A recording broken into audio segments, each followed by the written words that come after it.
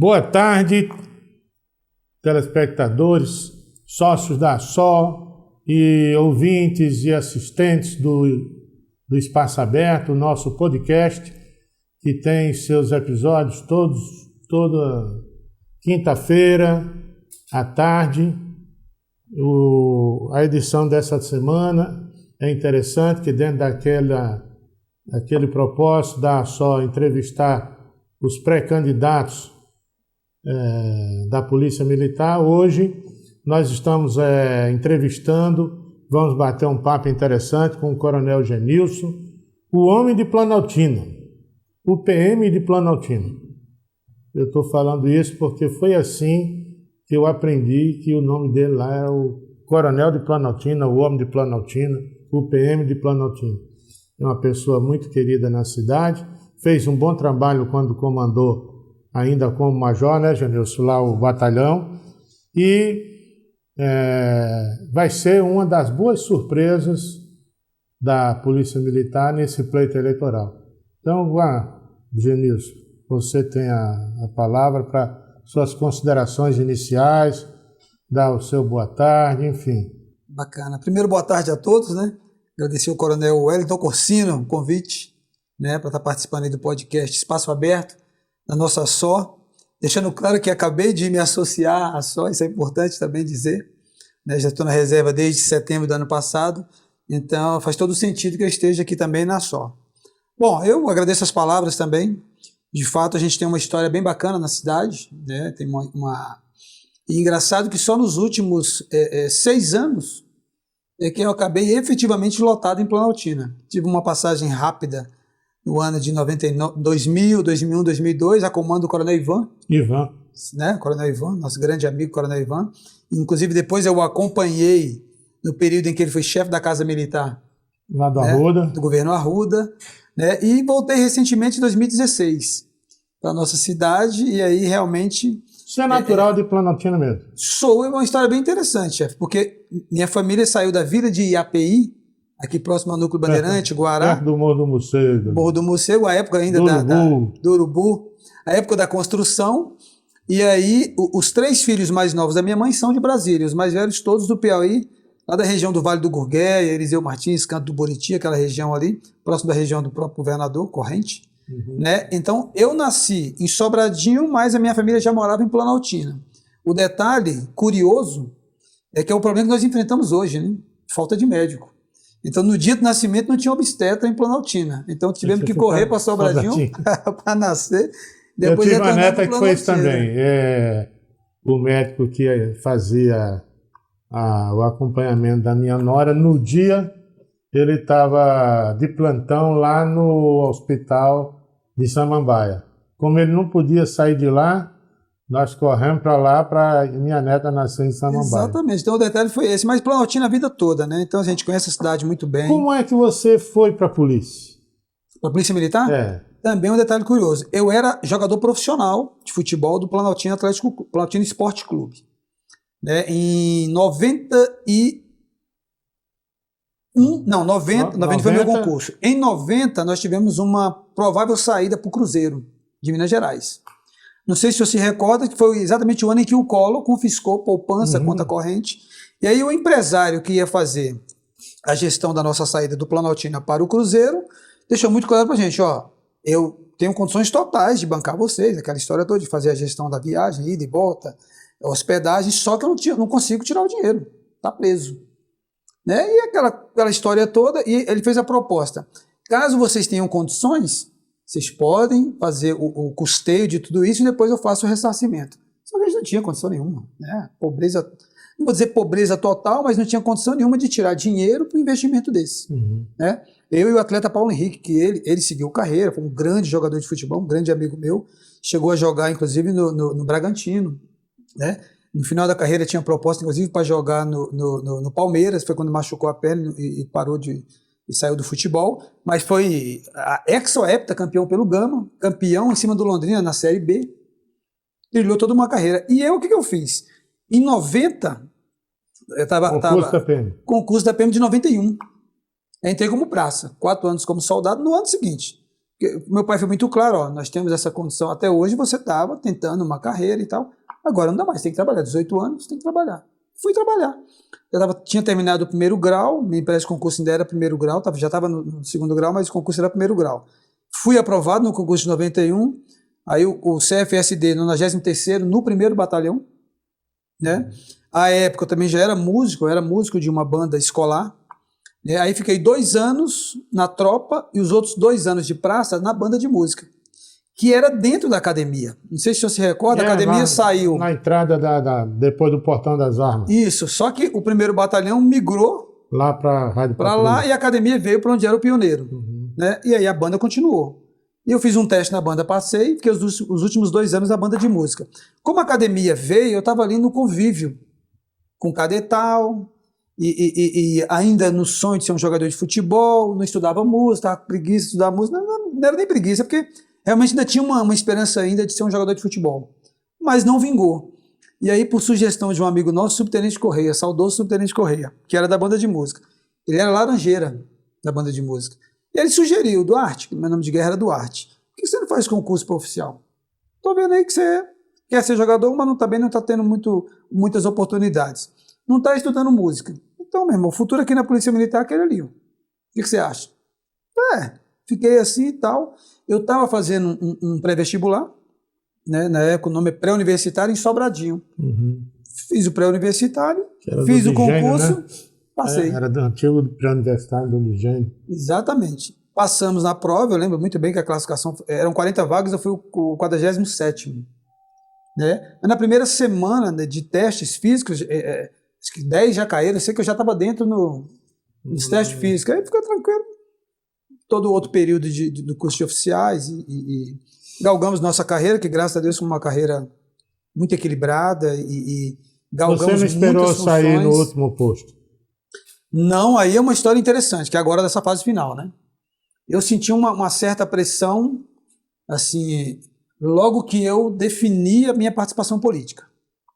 Eu senti que realmente as coisas viraram para o meu lado assim de uma forma que eu diria até um tanto quanto estranha.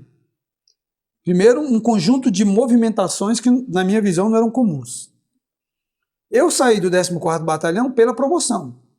Nós ainda estávamos naquela fase de reestruturação, a primeira, na minha opinião, um fracasso para a Polícia Militar. E aí eu me encontrava como major no batalhão, 14º Batalhão, mas a comando do CPRL à época, né? Era unidades subordinadas, que era o termo. E aí, com a minha promoção, a função ainda era de major, tenente-coronel, mas com a promessa de retornar logo que a reestruturação viesse, né? Que foi o que aconteceu no final depois. Só que eu não voltei. E aí, tudo bem. Aí fui para Sobradinho, comandante de Sobradinho, já como tenente-coronel. Né? Em Planaltina eu fiquei 4 anos e Sobradinho 4 meses.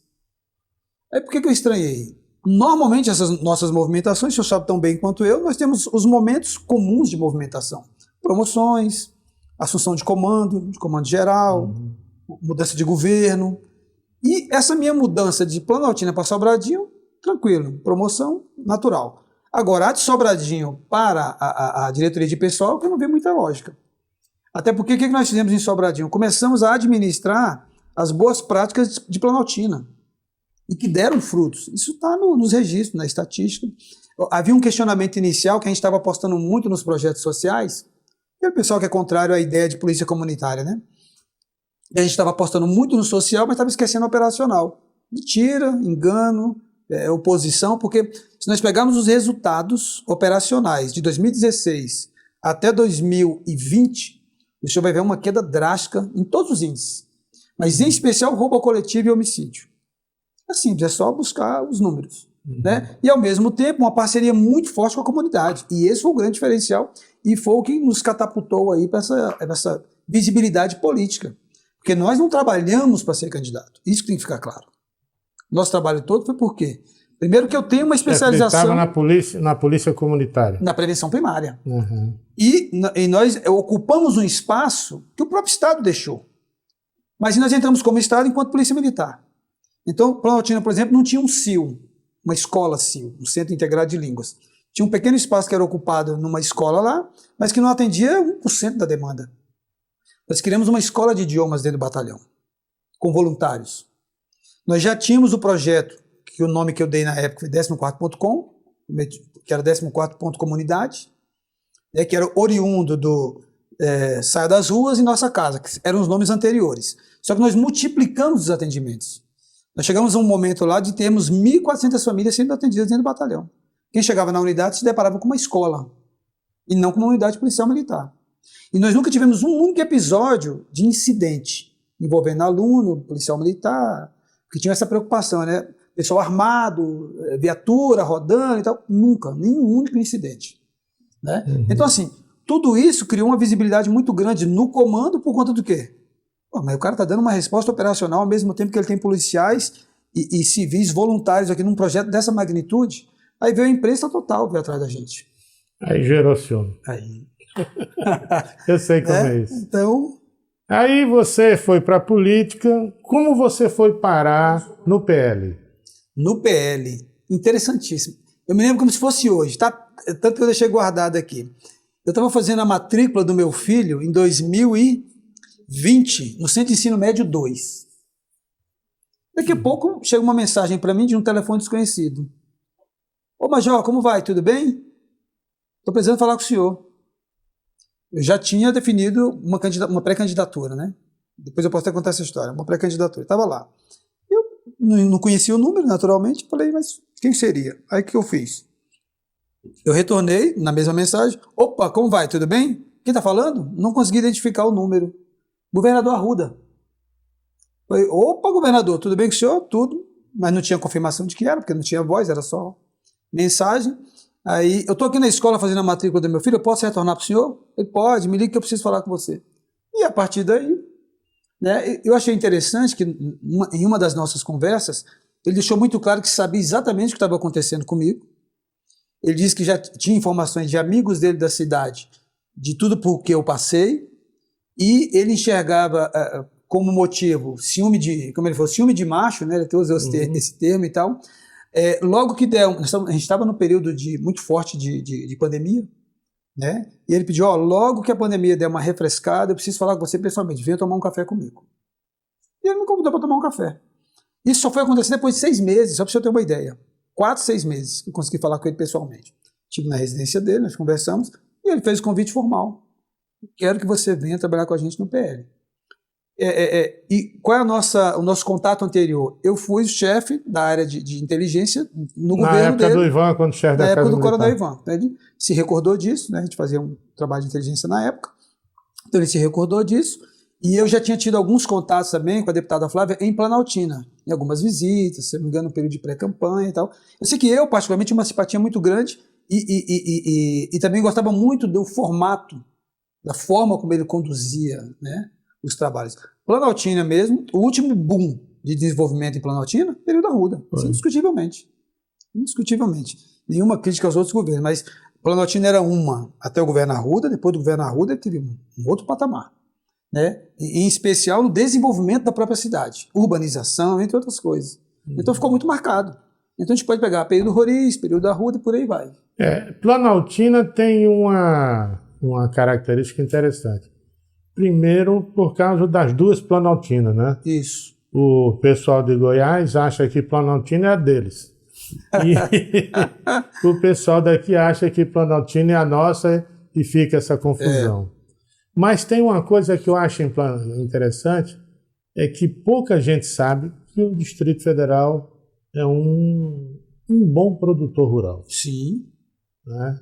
Eu não vou dizer um grande produtor rural, porque não está no nível ainda dos grandes centros de produção, como é Goiás, Mato Grosso, Rondônia, Mato Grosso do Sul, São Paulo, não está ainda nesse, mas tem uma produção que as pessoas não sabem.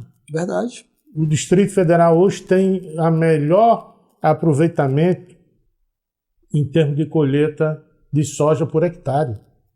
No mundo, não é no Brasil, é no mundo. Pois é, um dado que eu não conhecia. Isso é importante para nossos arquivos. É no mundo. São várias colheitas que tem e o aproveitamento por saca, por hectare, hoje é um dos melhores do mundo. É o melhor do mundo. Eu fui diretor financeiro da Ceasa e eu tomei um susto quando eu cheguei na Ceasa. Eu não conhecia a Emater, eu não conhecia a Secretaria de Agricultura. E eu tive um envolvimento muito grande com essa área agrícola, a área rural. Né? E Planaltina tem um papel preponderante nisso. Né? Se eu não me engano, 64% da atividade econômica nossa, rural da cidade. Porque Planaltina é um quarto DF, né? Ele era quase a metade, chefe. Planaltina, se a gente pegasse pegar o mapa do DF aí, que é um retângulo, e dividir em 3 partes, hoje nós somos um quarto. Toda a área, eu diria nordeste, ele é Planaltina. E nós perdemos área para São Sebastião e Paranoá. Paranoá, exatamente. Tanto que a Agro Brasília, que era Planaltina, porque era PADEF, hoje, salvo engano, é Paranoá. Paranoá. E, se eu não me engano, é a segunda maior feira de agrobusiness do Brasil. Nós só perdemos ou para Ribeirão Preto ou para... Tem Uberaba, tem... Isso. Mas a nossa é muito grande. A de Esteio. Em nível financeiro, a nossa é muito grande. Tem a de Esteio também, que... Em termos de resultado financeiro, é muito grande. Então, o brasiliense ainda não conhece a sua própria... Exato. O entorno do plano piloto, né? O pessoal se fecha no plano piloto e não faz. E nós vamos ter futuramente, nos próximos, acho que meses, né? Nem anos, produção de vinho, de uvas produzidas aqui no DF. E é lá no PADEF. É lá no PADEF, só para você ter uma noção do potencial. Né? Mas agora vamos mudar um pouco. Pelo sotaque, você é americano, né? A descendência da sua família é americana. Dom Turrai, Dom Turrem, nordestino, né? Piauí até. Piauí, como eu. Toda. Eu aprendi que o sotaque nordestino, Dom Turrai, Dom Turrem, formam uma grande nação. Verdade. Essa questão do ser nordestino, da sua família ser nordestina, uma grande concentração de nordestino lá em Planaltina e em Sobradinho, isso facilitou, digamos, uma compreensão maior da lida com a população do local, mesmo que você, enquanto policial militar? Acredito, não tenho dúvida, porque a minha mãe, ela funcionou como uma espécie de embaixada, a casa da minha mãe. Como ela veio muito lá atrás, boa parte dos que vieram e que tinham alguma proximidade com a gente, passaram necessariamente na minha casa. Ou para buscar alguma informação, ou para ter realmente um apoio. Alguns realmente foram criados inicialmente com minha mãe, ela deu todo um suporte. Não falo minha mãe e minha família, né? Deu todo o suporte inicial. Então, hoje, por exemplo, nós temos aí em Planaltina o Arraiá dos Piauienses, que é feito por um primo meu primeiro, que junta aí 3.000, 4.000 piauienses. Vem gente de São Paulo, dada a tradição dessa festa. Então, assim, é um pessoal que realmente buscou amparo nos que vieram primeiro. Aqui, então, isso criou... Eu falo isso porque eu sou também americano, lá do Rio Grande do Norte, né? Dom Turrai, Dom Turrem.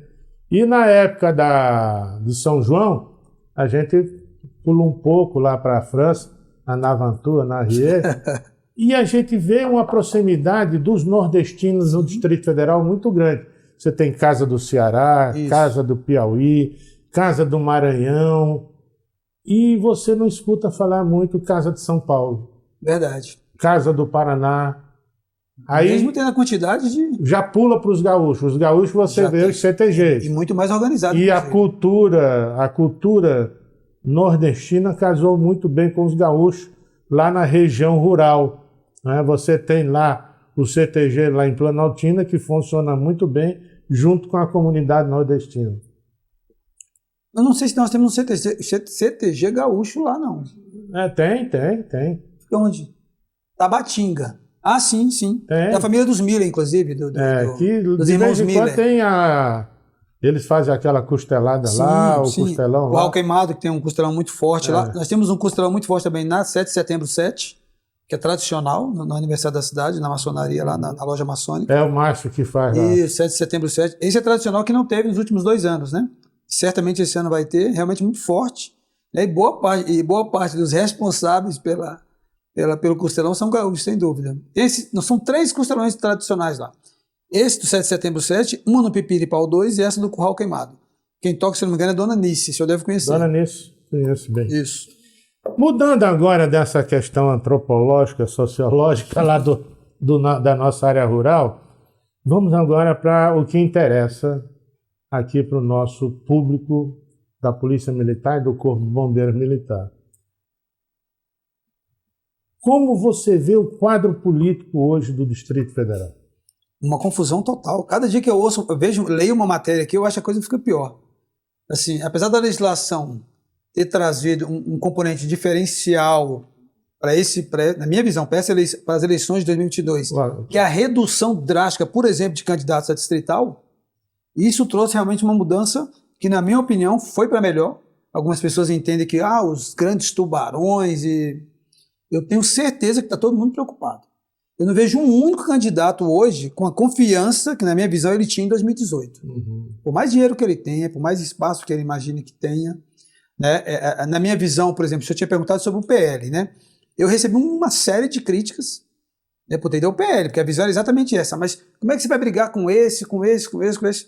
Vou brigar com ele como eu brigaria com esse, com esse, com esse. Eu sou um novato, neófito, novo, não entendo muito bem, estou caminhando agora, pé no chão e tal. Só que tem um detalhe, eu conheço a minha cidade. Essa eu duvido que qualquer um, inclusive, que esteja hoje no poder, ou que já tenha participado de qualquer pleito, eu duvido se senta para a gente discutir Planaltina.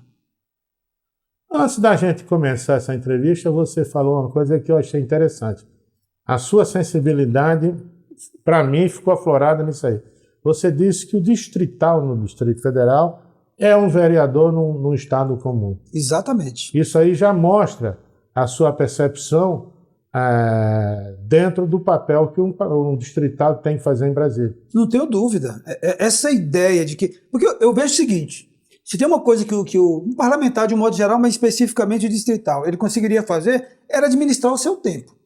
Em que pese uma ou outra reunião que possa surgir, até para nós surge como militares, né? Uma coisa que o comandante-geral ligou, reunião agora. Sei lá, reunião agora com o comandante CPRL, sei lá, alguma coisa nesse sentido, que não estava no planejamento, mas que ele tenha que administrar. Mas eu acredito que no conjunto geral ele consiga administrar o seu tempo. E basicamente ele já tem algo definido de maneira semanal do que ele vai ter que fazer enquanto Câmara, ou Câmara, né? Distrital. Perfeito. E todo o outro tempo que ele tem disponível, na minha visão, tem que estar atendendo a comunidade. Não tem outra razão de ser. Não tem outra razão de ser. E isso é o que eu tenho em mente enquanto visão míope ainda, naturalmente. Estamos entrando nesse mundo, mas é o que eu sinto falta, inclusive, enquanto cidadão. Eu não me deparo com parlamentares na minha cidade. Então, quando eu vou fazer uma reunião política hoje, as pessoas, eu diria, a reclamação é a mesma em qualquer canto, chefe. Só vem de 4 em 4 anos, começa a pegar na mão agora em cumprimentar, mas se ganhar vai sumir, vai mudar da cidade. Mas por que as pessoas falam isso?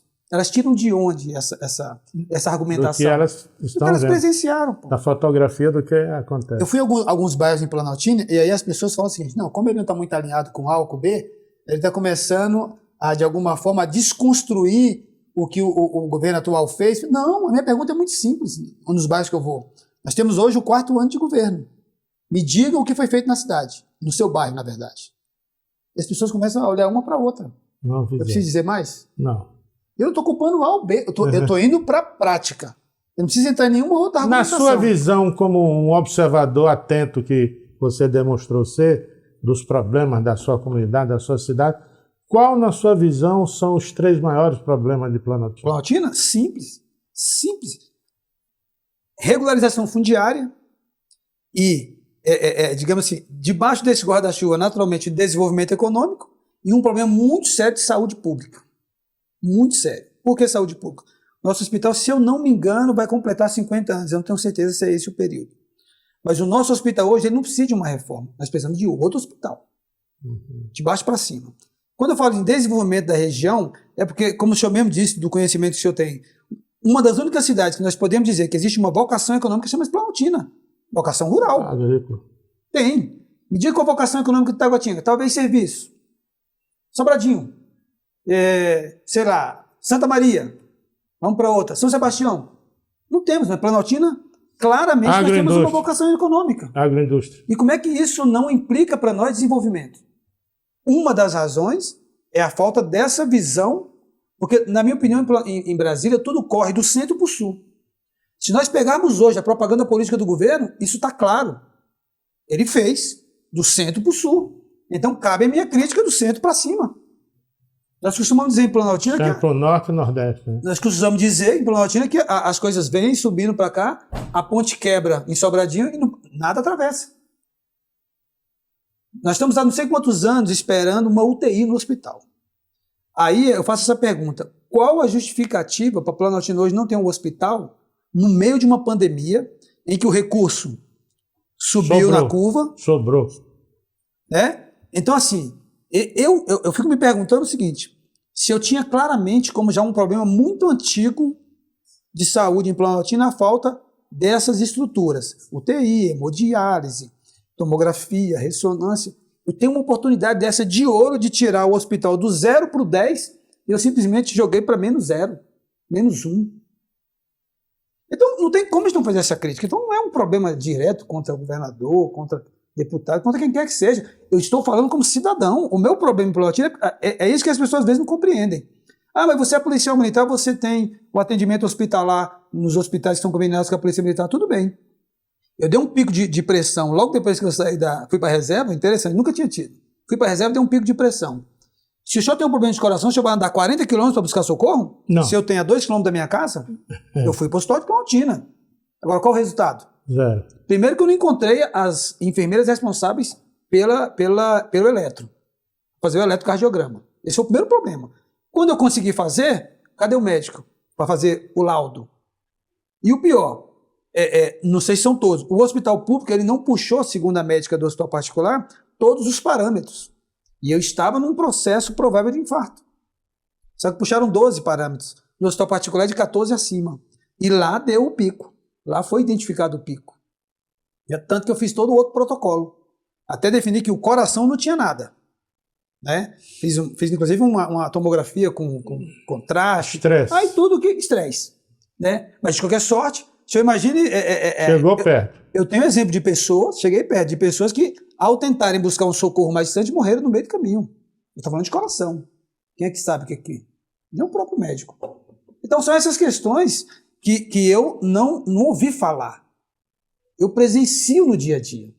A minha sogra teve um problema muito sério do Covid e morreu por quê? Falta de atendimento. Ela chegou na sexta-feira em princípio, iniciando um problema de comprometimento pulmonar, só foi fazer a tomografia externa ao hospital no domingo à noite. Ela saiu praticamente de nada para 70% de comprometimento pulmonar.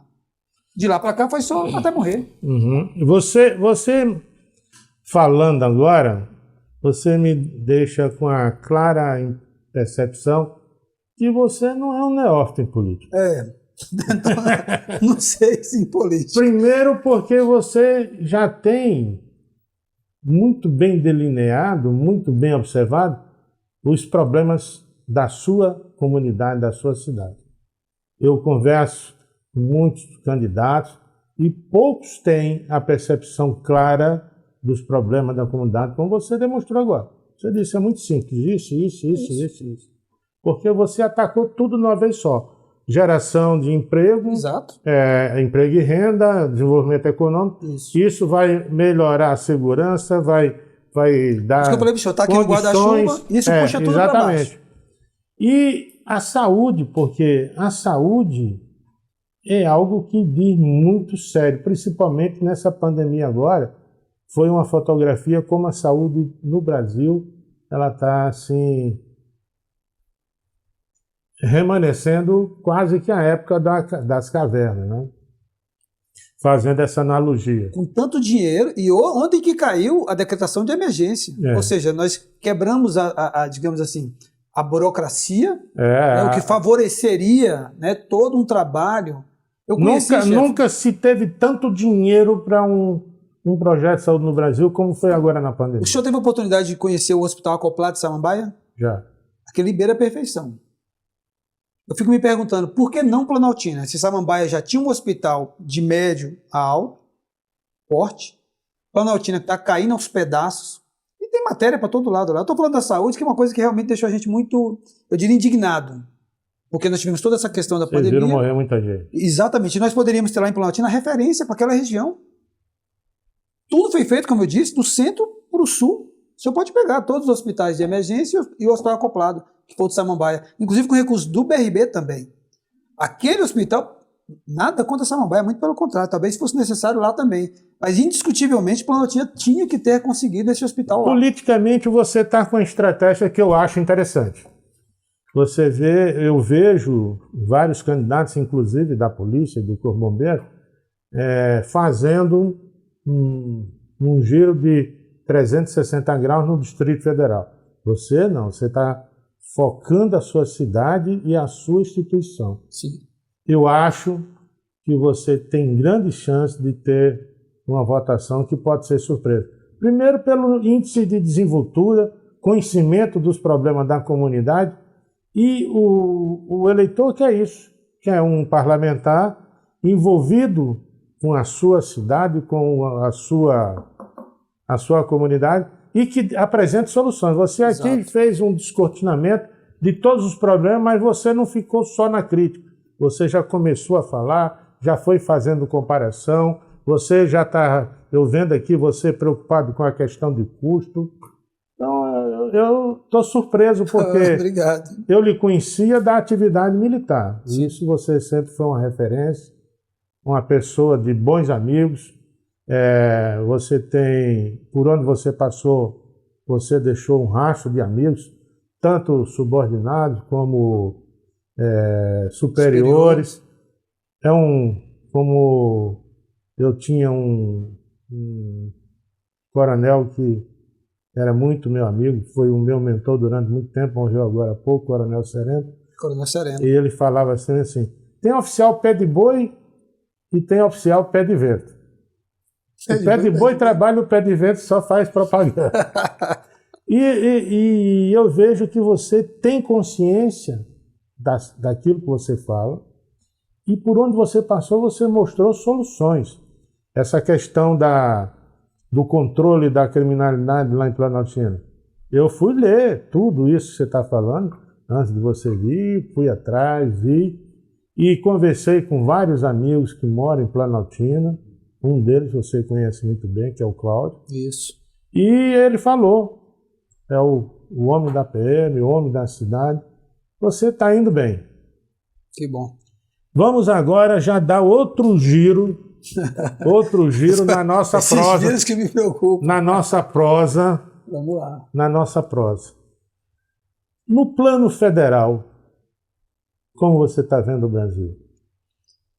Eu sou Bolsonaro. E não por uma questão ideológica.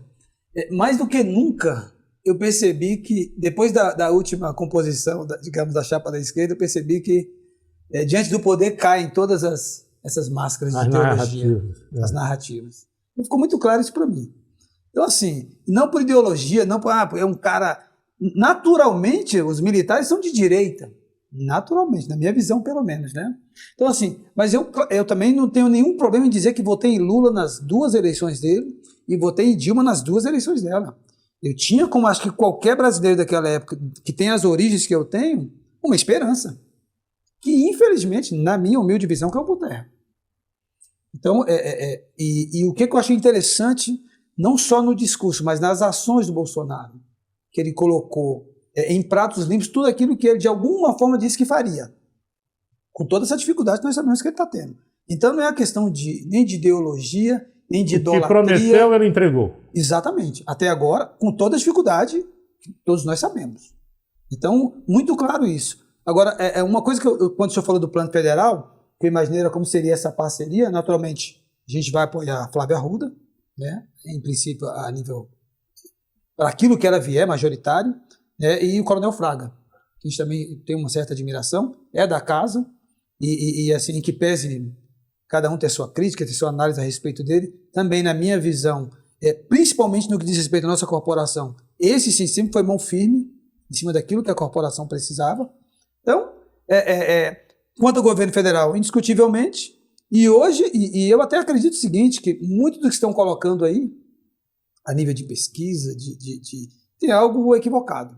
E quando a gente vai para a realidade prática, a gente percebe Na rua, a história é diferente. Só se... A pesquisa muda. Aí realmente tem que ser para mais do que... Não sei se existe outra classificação pior do que neófito, mas Você é uma pessoa muito segura, né? Muito consciente daquilo que você é, do que você pensa. Você colocou muito bem o estereótipo militar no Brasil, ele é muito conservador, né? Eu não diria nem de direita nem de esquerda, conservador. Conservador, melhor classificação. A questão do Bolsonaro, perfeita. Hoje eu diria que, sem medo de errar, que mais de 90% dos policiais militares do Brasil vão votar no Bolsonaro. Eu acredito que sim. E grande parte da Polícia Militar e do Corpo de Bombeiros vai votar na Flávia Arruda, porque a Flávia herdou o Arruda. E o Arruda foi um dos melhores governadores que a PM e o Bombeiro já teve. Isso, ponto pacífico, sim. Isso aí, a tropa toda é testemunha disso. E se ele entrasse na campanha faltando 24 horas, ele ganharia em primeiro turno. Muito provável. Né? Mas o planejamento político no Distrito Federal está muito acoplado ao plano federal. A gente vê toda hora, vou faltar 30 minutos, toda hora, a gente vê aí a necessidade do Bolsonaro no plano nacional, a necessidade do MDB, do PSDB, as composições, a questão das federações. Está aí PSDB, MDB e União Brasil querendo fazer uma federação para ir unido contra o Bolsonaro no plano federal. Eu não sei como, porque a terceira via ela não existe. Pois é. Os candidatos à terceira via hoje não somam nem 6%. Então, não sei como é que eles querem juntar os derrotados só. E como eu acho que nós vamos ficar nesse balaio até a hora do registro de candidatura, porque eu nunca vi nada tão constante, tão... Mas isso influencia o Distrito Federal, porque Sim. Toda hora a gente está vendo. Hoje você vê o governador Ibanez dizendo que a Flávia é senadora na chapa dele. A própria senadora diz que vai sair senadora. Mas tem aí uma sombra muito grande da Damares. Hoje da Damares. Da Damares. Você tem vendo aí muitas outras candidaturas para o Senado esperando a definição da Flávia. Exato. Seria o Paulo Otávio. Do Paulo Otávio, o Regufe e vários outros. E a gente tem hoje uma percepção clara, não tão clara, do que é que o Bolsonaro quer num palanque aqui no Distrito Federal. É verdade. Porque em momento nenhum você vê o governador Ibanez declarar apoio a Bolsonaro. Nem tão pouco oposição. Nem tão pouco oposição. Mas você vê o PMDB jantando com o Lula, esses dias lá na casa do Eunício Oliveira, que é o dono da Confederal. Isso. Foi presidente do Senado, lá de Fortaleza, do Ceará. Então você vê, e tá esses dias o próprio governador Arruda, que é uma pessoa que tem uma cabeça privilegiada, uma memória de elefante, cometeu um lapso naquela, a governadora Flávia, dizer, para quem vive a política do Distrito Federal, entende que ali é um balão de ensaio. Também acho. E eu acho que todo cientista político falou exatamente isso. Então, o que acontece? Você está certo no seu processo de aglutinação política, porque você está vendo a sua instituição. Né? E hoje a gente tem na figura do governador Ibanez uma pessoa que o militar do Distrito Federal tem ojeriza. Ele tem um problema muito sério com a instituição. Eu não sei qual, porquê, na verdade, qual é a origem disso, mas claramente não foi iniciou-se, inclusive, com aquela questão da Casa Militar, que eu acho um dos maiores absurdos. Porque como nós trabalhamos lá dentro, não sei se você teve a oportunidade de trabalhar. Eu tive lá, trabalhei lá. Pois é, então eu passei 2 períodos na Casa Militar e não há dúvida da importância dessa instituição. Para o próprio governo. Para o próprio governo, não é para a Polícia Militar. A Polícia Militar vem a reboque disso, mas para o próprio governo. Inclusive, a época do próprio governador Arruda, nós trabalhávamos fazendo a segurança da própria família. Então, assim, é uma coisa muito próxima, uma coisa íntima até. Nós estamos falando da segurança da esposa, do filho. Então, é uma coisa que a gente possa transigir. Então, pensar em acabar de uma hora para outra. Se nós estivéssemos falando de um órgão que nasceu no governo anterior e nesse eu vou apagar, tudo bem, não. Nós estamos falando de um órgão que tem toda uma história, tradição E, por lei, é o órgão que é responsável pela segurança do governador. Abrir mão disso. Então... Entre outras coisas, né, chefe? Essa é só uma. Hoje, você falou no nome de uma figura ilustre da polícia, que é o deputado Fraga. Isso. Coronel Fraga. Coronel Fraga. E pouca gente sabe da importância do Fraga para a Polícia Militar do Distrito Federal. Então, os novos que não conhecem o Fraga não sabem o que é que o Fraga já fez pela polícia. Se ele não fez muita coisa propositiva, ele destruiu muita maldade contra a instituição. Derrubou muitas barreiras. Derrubou, quebrou. Desde a assessoria parlamentar. Então, ele vem fazendo isso. Eu acho que você, até por estão no mesmo partido agora, né? Exato. Estão com o mesmo propósito, Bolsonaro e Flávio. Isso. Você acha que Fraga e Genilson seria uma previsão para a gente comemorar depois da eleição? Eu acredito. Acredito sim. Estamos trabalhando para isso. Eu acredito sim. Mais do que nunca, a nossa vida é movida por desafios mesmo. Quando me falaram isso, eu falei, eu aceitei o desafio. Quando me disseram, você errou em ter ido para o PL, eu falei, não, eu aceitei o desafio. Simples assim. E outra coisa, algumas variáveis nisso foram consideradas naturalmente. O fato do presidente ser PL, né? Agora, na minha visão, melhorou mais ainda. Já tinha a deputada Flávia, a questão de toda a tradição da família Arruda na política do Distrito Federal. E com a chegada do Coronel Fraga, mais ainda. Então, na verdade, na minha opinião, você saiu ganhando. Eu saí ganhando. Quando você decidiu que seria pré-candidato pelo PL? Depois dessa ligação com a Arruda? Ou quando... Não, na verdade, não. Foi quando eu vi que essa conjunção de fatores que o senhor citou agora há pouco, Bolsonaro, Flávio Arruda, Coronel Fraga, quando começou a ventilar a ideia, porque até lá não tinha definido, não. Né? Tanto que eu precisei de uma segunda visita do governador Arruda, e ele me disse claramente, bateu na mesa, é a segunda vez que eu lhe convido, a terceira não vem. Ali ele me puxou para a realidade. Né? Ali ele me puxou para a realidade. E ali eu percebi o seguinte, conversando com e eu levei para o meu grupo. Nunca fiz nada sozinho. Meu grupo definiu em grupo. Porque eu procuro esse alicerce na decisão. Então, ficou muito claro. Vamos junto? Vamos junto. Vamos aceitar o desafio? Vamos aceitar o desafio. Então, com essa composição toda, com essa estrutura, essa estrutura espinhal, eu falei, vamos para o desafio. Na minha cidade eu confio. Eu posso até não ter esse espaço fora de Planaltina, mas na minha cidade eu confio. A sua percepção, a Polícia Militar esse ano vai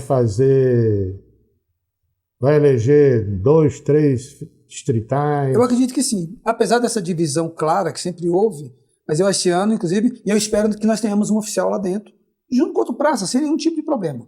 Serão 2 policiais militares. Nós temos que acabar com essas cisanes que nós temos que ter um praça lá, mas não precisa ter um oficial. Nós temos que ter policiais militares lá dentro da Câmara Legislativa. E o senhor sabe que é um ledo engano imaginar que o distrital não faz nada, não tem competência para isso, tem competência. Um ledo engano, tudo é construído aqui. Lá é basicamente votado. Apesar de que eles podem fazer a proposição lá, mas é basicamente construído no DF e depois é que sobe. E não o contrário. Então, até nisso nós precisamos criar, sabe o que, chefe? Consciência de classe. Como nós fomos a vida toda alijados do processo por conta da legislação, né? Então, o policial militar, o militar, na verdade, na essência, não criou essa consciência política. A importância dele para isso. Você mostrou que conhece bem o problema da sua comunidade. Isso aí ficou inegável. Sua resposta assertiva e, no meu entendimento, super válida. Quais são os 3 maiores problemas da Polícia Militar? Eu vou dizer 2. Um plano de cargos e salários destrinchado de um plano de progressão funcional. Nós temos projetos para essas 2 áreas específicas e isso basicamente para a ativa, que naturalmente esse rio só caminha para esse mar aqui, que é a inatividade. Então, ledo engano a gente trabalhar propostas para o ativo, esquecendo do inativo. Então, eu preciso de um plano de progressão funcional e um plano de cargos e salários que atenda o meu pessoal, inclusive na inatividade. E nós temos uma proposta muito clara sobre essa transposição, no momento em que eu saio da ativa para a inativa. Nós temos uma perda natural. Então, eu não posso falar integralidade. Não posso, porque nós perdemos.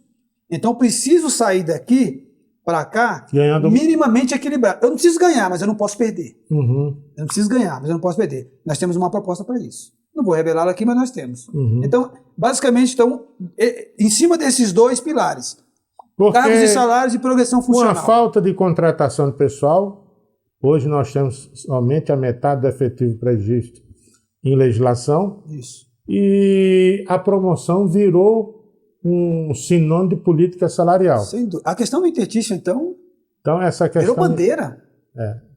Virou a bandeira, legião é muito frágil. Virou bandeira. No meu entendimento, o governo do Distrito Federal está cometendo uma improbidade administrativa gigantesca quando coloca essa questão da quebra de interstício sem o propósito do próprio interstício para atender questões políticas. Então... Daí a importância de um plano de progressão funcional, porque eu não preciso desses penduricalhos. Eu tenho que ter claramente a minha vida. Não é uma carreira? Com certeza. Carreira. Então isso tem que estar muito bem definido. A outra questão que eu gostaria que você colocasse aí o seu pensamento, a sua opinião, desde o primeiro distrital que foi eleito, Fernando Naves, da minha saudoso, época, né? Saudoso Naves, da minha época lá, era um rapaz muito bom, bacana. Educado, mas ali começou a cisão entre oficiais e praça. Melhorou um pouco, não é do jeito que a gente queria, mas a gente está caminhando para chegar lá. Você percebeu que esses de lá, até hoje, até agora com o Hermeto, todos eles, quando se elegeram, ao invés de legislar, quiseram comandar a PM. O que é que você acha disso? Um equívoco dos maiores. Eu preciso ter a Polícia Militar como parceiro. Eu posso até, enquanto deputado e tal, auxiliar o próprio governo, auxiliar a própria Polícia Militar, mas eu entendo que, primeiro, quebrar a hierarquia, nesse sentido, é um equívoco dos maiores. Que turma que está, digamos assim, em condições de assumir o comando, hierarquicamente falando? Vamos sentar para conversar sobre isso? Eu tenho amigos, eu poderia, digamos que eu seja um deputado e tal, não. O amigo da minha turma aí. Poderia ser, como todo mundo faz, quem fecha comigo? Será que é esse o propósito? A Polícia Militar ganha com isso? A escolha sendo feita nesse formato, a Polícia Militar ganha? Não. Agora, senta para conversar numa mesa. Traz a SO, traz a ASOF. Governador, o senhor vai influenciar diretamente? Não, Genilson, eu não conheço nada sobre isso. Decida você aí com o seu pessoal da Polícia Militar. Perfeito. Bombeiro, a mesma estrutura. Polícia Civil já é feito de uma forma muito mais, eu diria, muito mais colegiada, com o entendimento deles. A gente não vê essa briga lá deles lá. Não, escolher esse aqui eu não queria, e a partir dali uma certa oposição dentro da casa. Por que aqui dentro tem que ser assim?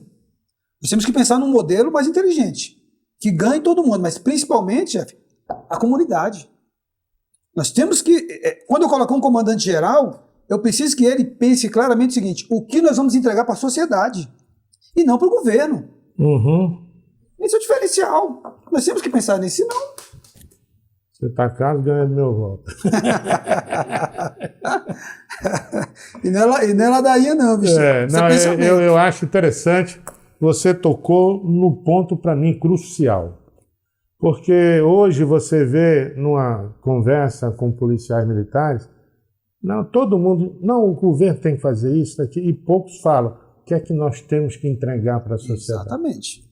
Eu acho que no dia em que nós nos conscientizarmos que a gente tem que entregar o melhor que a gente puder para a sociedade, ela vai retribuir o melhor que ela pode dar. Não tenho dúvida. E ganha todo mundo, né? Até porque nós somos sociedade. Esse que a gente esquece. Rapaz, interessante porque... Passamos do tempo aí. A gente passou o tempo e eu não notei. Ainda só 10 minutos. Não pareceu nem que era um programa, parece que a gente estava conversando faltou, aqui. Pois é, por isso que eu falei para você. Verdade. Ela flui naturalmente, é muito melhor, porque muito melhor. Em termos... O cara, quando for, o telespectador, quando for ver lá na telinha do smartphone ou do computador dele, ele vai ver, ali não houve combinação. Exatamente. Nada é então, por isso que eu falei que a naturalidade da conversa é muito mais positiva do que qualquer outra coisa. Porque tá vendo, todo mundo hoje em dia, qualquer bobo, o corpo fala, então não adianta querer ficar armando nada, não. Qual o seu estereótipo de ídolo militar? Você teve algum na sua carreira? Militar, chefe?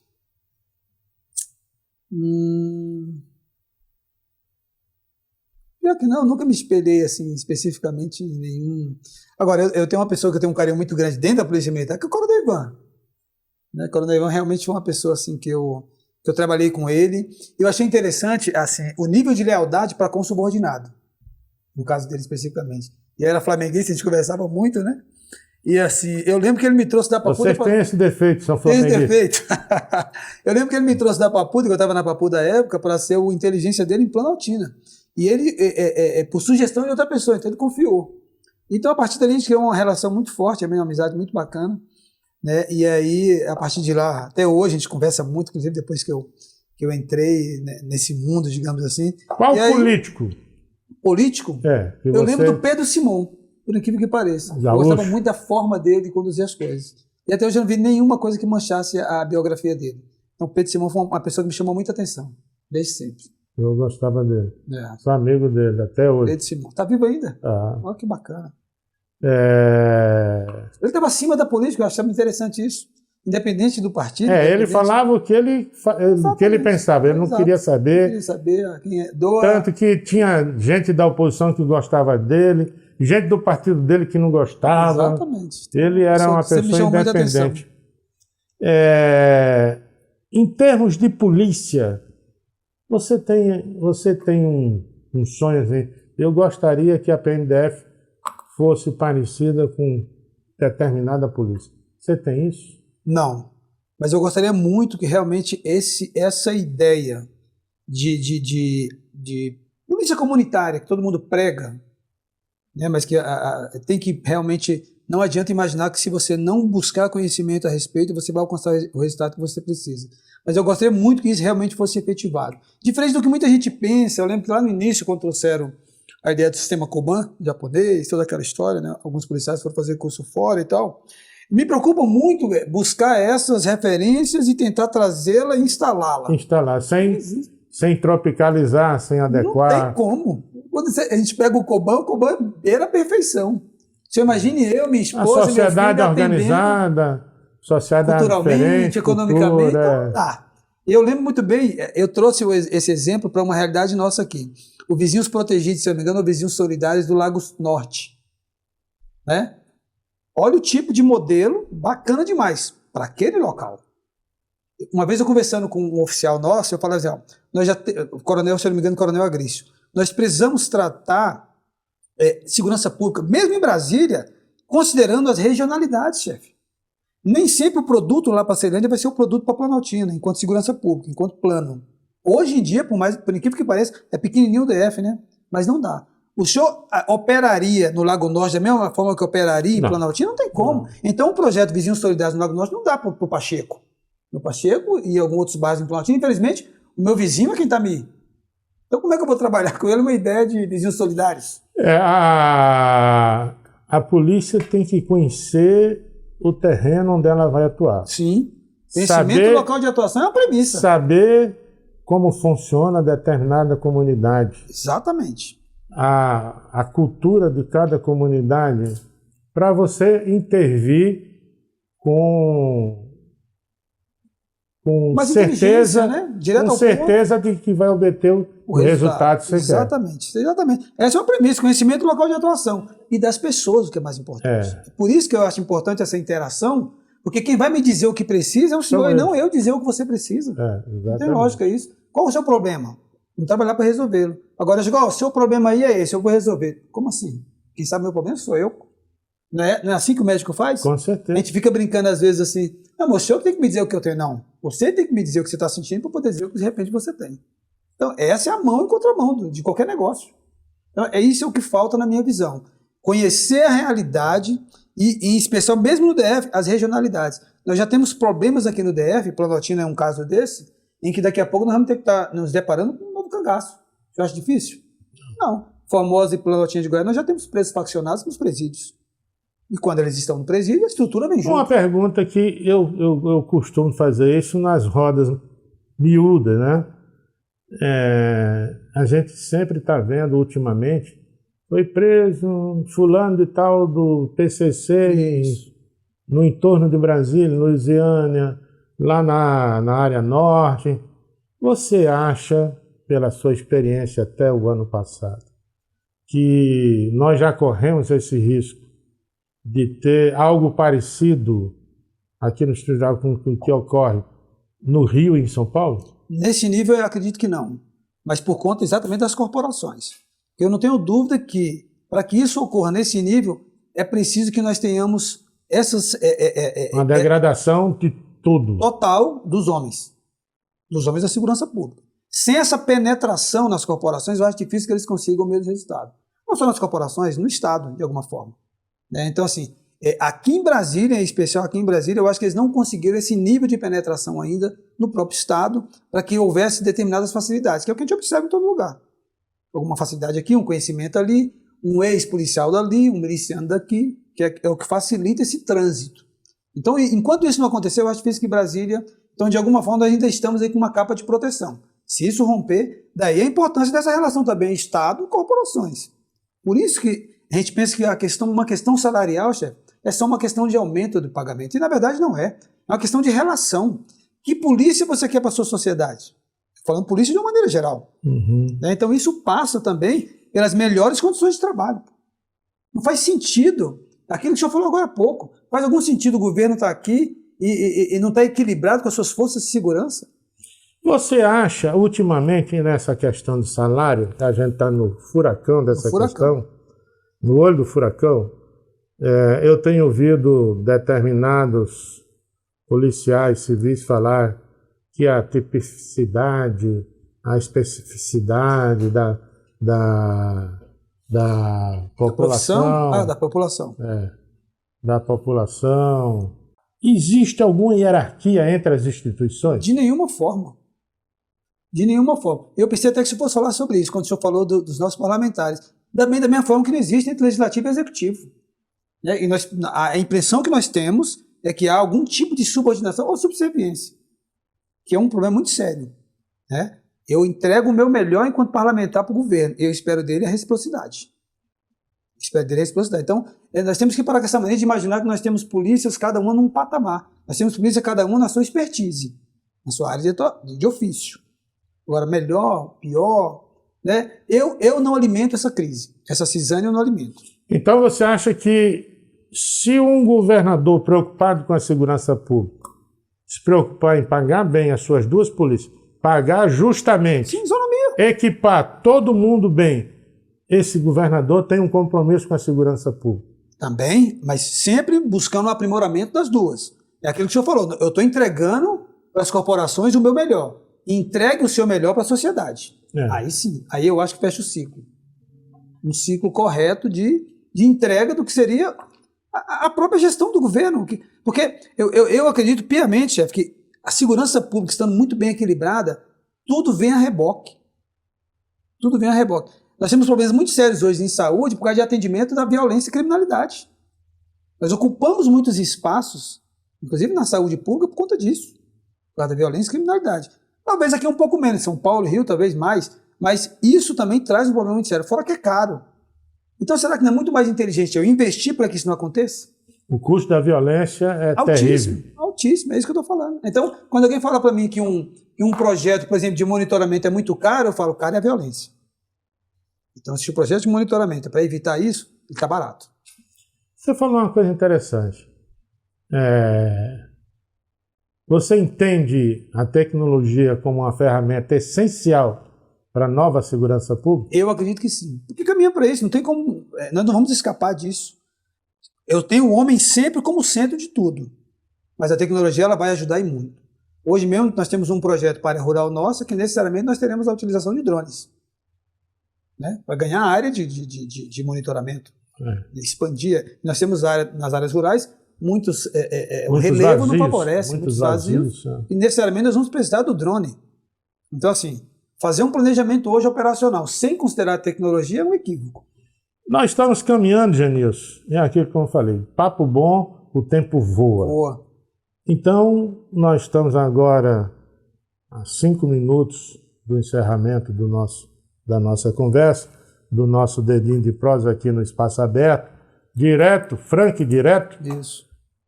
Você tem aí seu tempo agora para fazer suas despedidas, deixar suas mensagens converse com o seu eleitor. Bacana. Entendeu? Aproveitando agora aqui esses poucos minutos finais, deixar uma coisa muito clara. Primeiro, eu sou sim um pré-candidato a deputado distrital, independente do que muita gente vem falando na cidade, né? Nós teríamos um acordo, nós teríamos aí já ajustado apenas para que de alguma forma eu fosse beneficiado no futuro próximo. Esqueçam, quem me conhece sabe que, como o coronel disse, o papo é sempre reto e não faz curva. Então nós somos sim pré-candidatos a deputado distrital pelo Partido Liberal, tá certo? Partido do Presidente da República e o partido da deputada Flávia Arruda. Outra coisa muito importante frisar aqui, nós temos sim uma série de projetos para a comunidade de Planaltina, mas de nenhuma forma eu esqueceria a minha casa nos últimos 30 anos, a Polícia Militar do Distrito Federal. Vocês poderão contar sim com um parlamentar aguerrido e que vai defender toda a estrutura de segurança pública, em especial nossa corporação. Podem ficar claro disso. Obrigado. E para o nosso cidadão americano de Planaltina lá? Nós temos um projeto específico também. O Arapuanga é onde é concentrado basicamente todos os nossos piauienses. A nossa ideia é criar uma casa de apoio ao piauiense em Planaltina. Já conversei isso, inclusive, com o pessoal do Arraiá. Eu vi que você esqueceu nunca. Dos irmãos lá.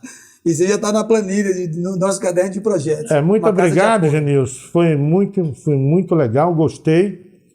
Talvez tenha sido a melhor das entrevistas pela diversidade de assuntos. Você está errado quando diz que você é neófito, porque eu acho que você leu a cartilha desde lá atrás, né? Você, enquanto militar, já tinha essa observação acurada no seu corpo social onde você servia. Você entendeu de fato os problemas, você fez um diagnóstico muito perto da realidade, muito mesmo, e tem soluções simples, mas que quando a gente percebe a simplicidade, a gente vê a facilidade dela ser implantada e de chegar e alcançar bom resultado. Então, muito obrigado por você ter vindo aqui, obrigado por agora você já fazer parte da família Só. Família Só, uma honra. Tenha certeza, nós vamos estar torcendo pelo seu sucesso, porque o seu sucesso é o sucesso da SO, é o sucesso da Polícia Militar e é o sucesso de um cidadão de bem. Assim nós esperamos. Um abraço. Obrigado, Fábio, o pessoal aí, Diego, o pessoal dos bastidores.